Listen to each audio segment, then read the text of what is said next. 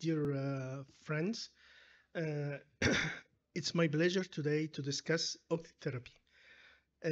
As you all know, I am a vascular surgeon, but you don't know, uh, I have also some experience of oxytherapy.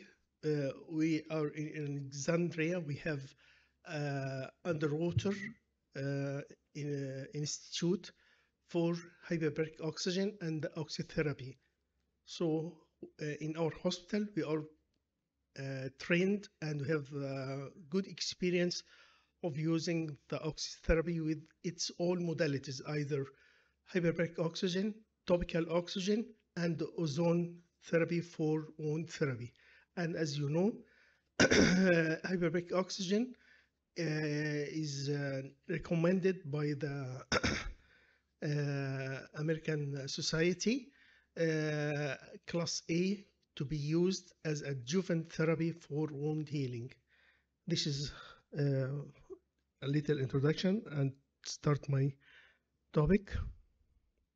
I don't have any potential conflict. Chronic refractory osteomyelitis. My topic is regarding what is the implication of oxytherapy in chronic refractory osteomyelitis.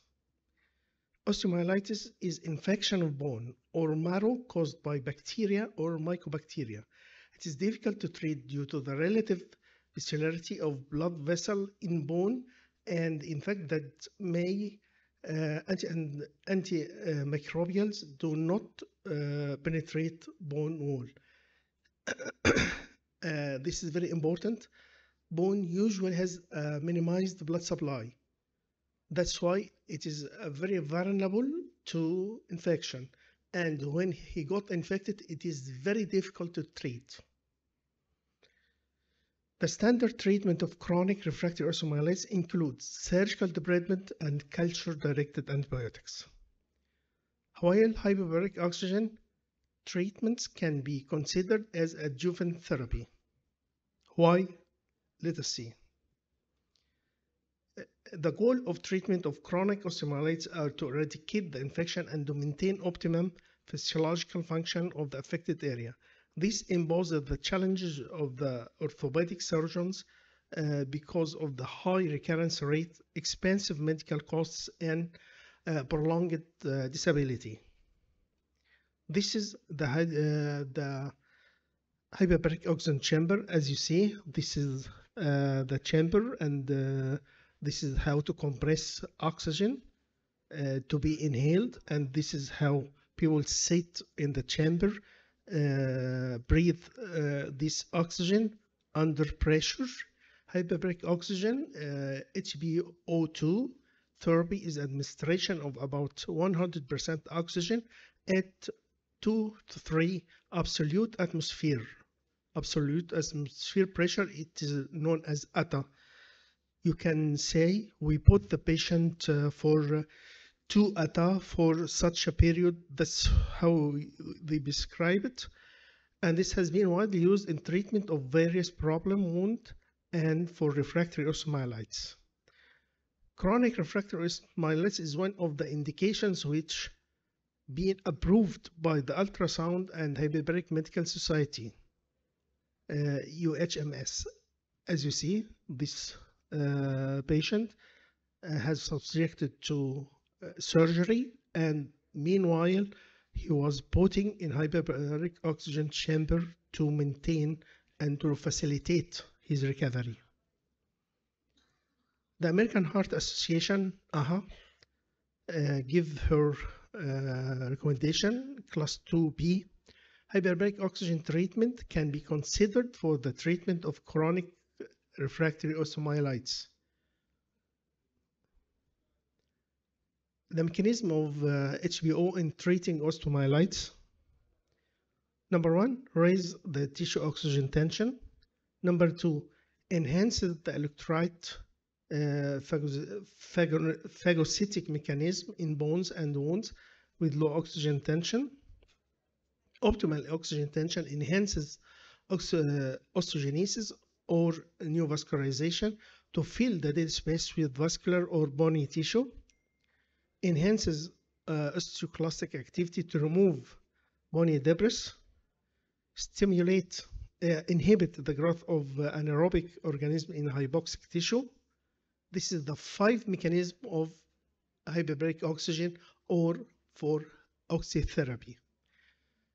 This is the classification of osteomyelitis. I don't want to go in details, but let us discuss or consider stage 4, which is the most dangerous, which involves the entire thickness of bone and results in structure instability, such as with infected non-union fractures.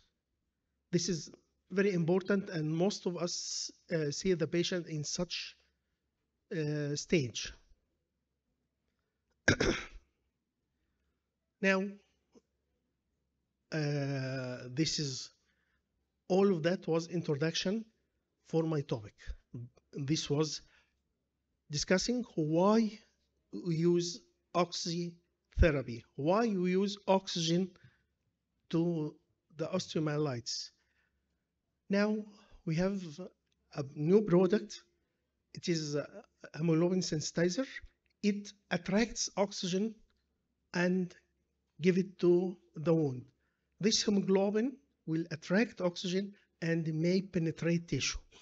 This is the usual form of the glass or the atomizer, and this is what is new. Let us say this they may be considered as modified Barry technique. Dr. Mustafa Barry invented his technique by injecting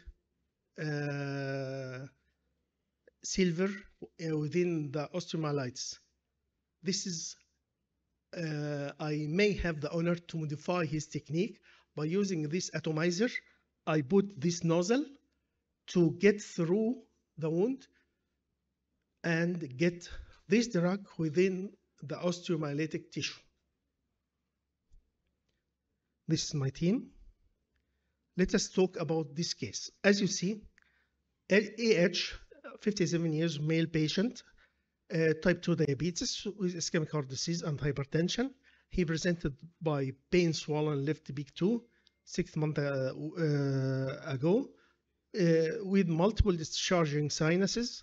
Plain X-ray, as you see, demonstrate widely the osteomyelitic changes of the big 2 with rarefaction and the structure of the terminal and second phalanges. This is, of course, a stage 4 classification of osteomyelitis. Doing ABI, it was about normal. It was about 0.9 in both legs, ankle pressure index. Oxygen tension was about 39. This is just below the normal level. When it is 40, it is the normal level. It is just below the accepted normal level. The lab showed that it has leukocytosis, 14,000. ESR was elevated in the first and second hours. CRP is highly elevated also. It was about 16, which is a big number. This is the follow-up using our technique with the nozzle to put the drug within the bone. As you see, this is after 1 week of treatment, and this is after 2 weeks, and this is after 5 weeks of treatment.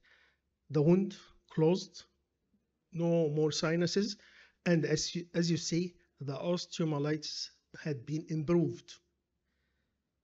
Let me remind you by the first picture. This is the patient, and this is his photos at the start at the left side. This is how it was appear and how it was discharging 3 sinuses and this destructive lesion of the left big 2, and this is after 5 weeks. complete healing of the sinuses, no discharge. The big two returned to normal size. Osteomyelitic changes had dramatically effect after 5 weeks of treatment. Thank you, and I hope to see you all in our next meeting. Thank you.